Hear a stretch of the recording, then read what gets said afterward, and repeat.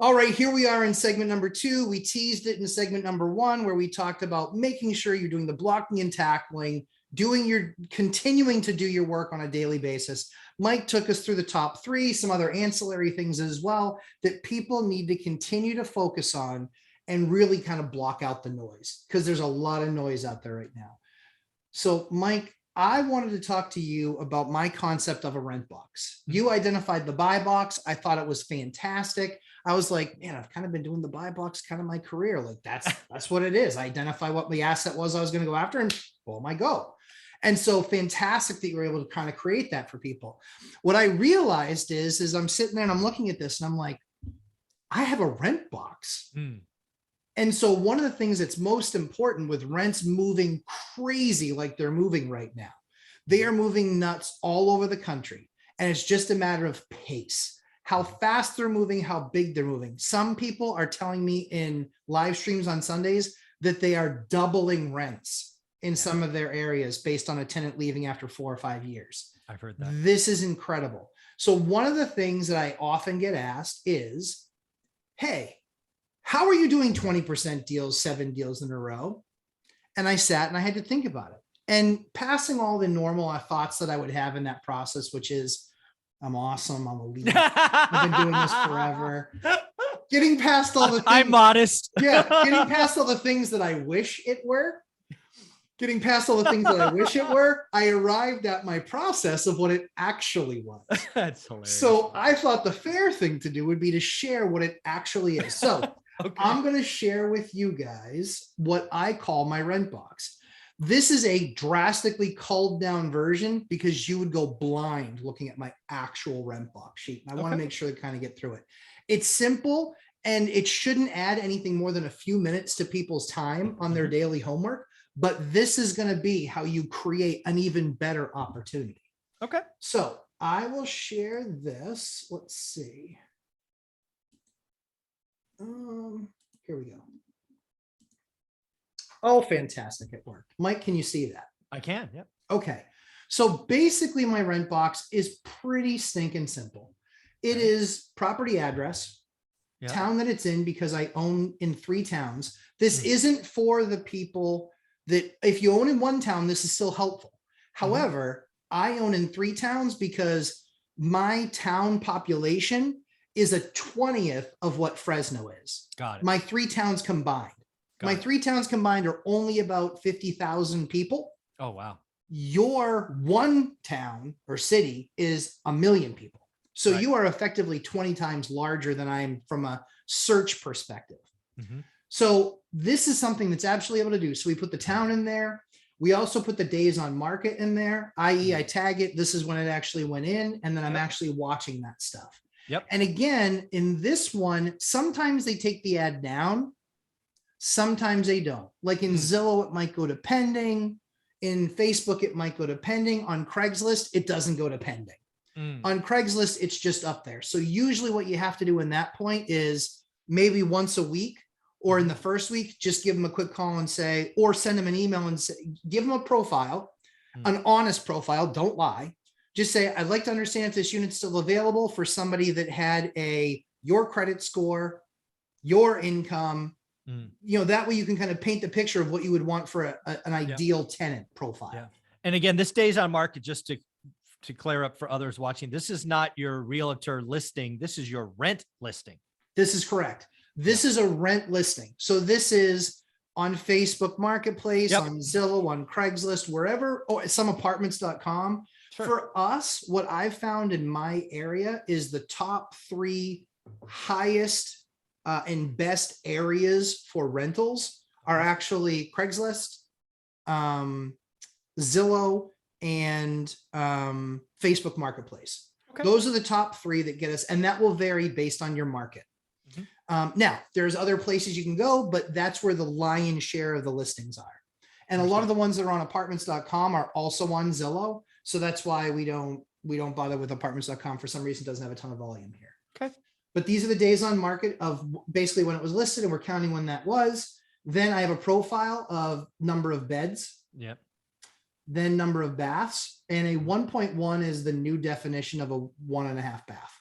Oh, okay. That's what realtors consider them now. If you see those in your MLS listings, that's a 1.5 bath. They just put 1.1 now. It's a new classification. Wow.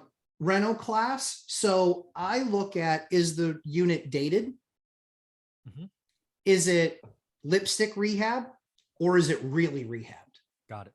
So really rehabbed A, sort of rehabbed B, not really rehabbed and kind of dated C. Got it. Location class. So I not only have a location, I not only have a quality of product class, but also a location class.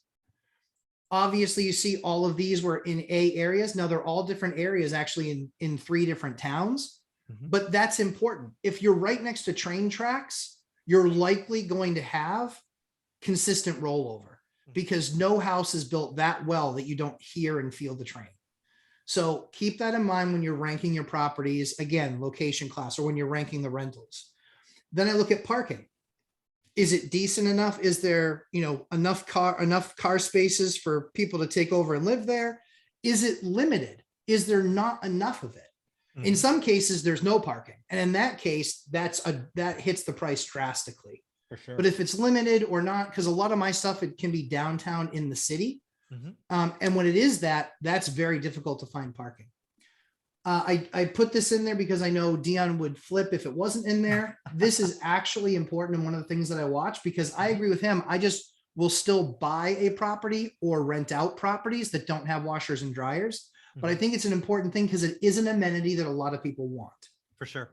So yes, and when I say sort of, that means it's shared. I should probably just change that to shared, but I won't. And then yard, that's valuable, right? Yes. So yes, you have it, or no, it's limited. It's like a little slice of grass, or you don't have one at all. This property actually literally has, it's a duplex with a driveway with no yard. So that's a no. Okay. Heat fuel. In the Northeast, this is something that's really, really, really important. Right now, with the cost of oil versus gas, gas is expensive, but almost every single high efficiency system runs on gas. Less efficient systems run on oil. If you have oil at over $6 a gallon, that absolutely is going to take a hit on the rent because that tenant is going to be pinched. You better have more reserves there because you can go through a tank of oil in the month of January here, and that's $1,500. Oh, If rent's $1,900, that might be a little bit of a problem. yeah, no kidding. Square footage. I know that you don't really track square footage, but for me, if it's there, I put it in there just because there are some really tiny, 2 and 3 bedrooms and some really big 2 or 3 bedrooms. Yep. And then lastly is price. This is where the magic comes together, where you look at it and you say, okay, what's the price of that asset in the market? The reason why a lot of people have to do this rent sheet, I still do it, but it's more kind of in my head because I've gotten so accustomed to doing it. The bigger thing for me is that I already have comps. I have 15 comps, right? Or 30 comps in a given area. So I know exactly what the rents are, but I still look at the market when we go to post something because I want to know what my competition is. And I want to know all of these different factors about it. Because when I post, what are they going to do? They're going to look it up with a search. They're going to apply to me. They're going to apply to this. And which one are they going to get? Nobody knows. So this is my very simplistic rent box that I kind of manage and go through to make sure that I'm understanding exactly what's available in the market and watching trends on this side. Because what I've seen more recently is I have seen the B's really closing the gap from a rental class. The B's really closing the gap on the A's. Interesting. From a rental class perspective. Okay. This gap used to be significantly larger. Oh, okay. So this would be, let's say 22, and this would be more like 17. So this is 10% higher than what I would expect. Therefore, it's worth X. So let me get your thoughts on what you're seeing so far. I think there's only a couple of things I would add here, and you may have Please. these on your more detailed version. One is I would probably list the source like where Got it it. came from, apartments.com or whatnot. Cause these lists are going to get pretty long and I'm too stupid Yes. to remember where I got it. So I'd probably have that. That's And good. then the last thing that might be a California thing only is a yard is important, but for me, it's a fenced yard, Yes. Okay. right? That makes a difference, right? Okay. Um, yeah. Again, even a fenced front yard or fenced backyard. Other than that, yeah, this is everything I look at. Parking. For me, parking is garage, carport, or street. Got it. Those would be my three variables. Here, are those, so in my area, we never encounter garages in in these downtown sectors. Yeah, so that for me, that would be likely called, well, it depends. Some of the newer stuff will actually have underground garages. Okay. Yep. So it would Yeah, be, the brand new stuff. Sure. yeah. So it's garage, carport, or street, which I guess is your limited probably. Because street parking does not mean you get to park in front of your house. It means you park somewhere on the street, Yeah. down the road. Well, the interesting thing is here. So here's where this dynamic is even more valuable. We have something called a parking ban in the wintertime. So on days where it's going to snow, you cannot have your car on the street or they will ticket you and tow you. Oh, wow. And yeah, so, we don't have that in California. Yeah, I didn't imagine you would. So you might have 9 to 12 days where you must be off the street. Sure. So parking is even more valuable here for that reason, because the only other option is to find a place where you can park, where you're not going to get ticketed and towed. Yeah. And then for us, heat's not much of a problem, but cooling is a problem because you can have ACs, you can have roof mount central air, you can have window Sure. ACs, you can have swamp coolers, or heaven forbid, nothing. And that's usually all electric though, right? Or does yeah. that? No, yeah, for sure. Yeah. So that you would probably see in the electric bill. So yeah, so real quick story on this is I show up at a property. I know it's a multiple bid situation. There's a ton of people going in and out of this place. There's no doubt in my mind whatsoever that this deal is going to happen. So I'm sitting there and I'm a little bit concerned and I'm like, oh man, this is going to be absolutely brutal. So when I know it's going to be absolutely brutal, I say to myself, hey, listen, I got to be on point on this one. I got to know my rent's cold, know exactly what I'm competing against. This is what won me the deal.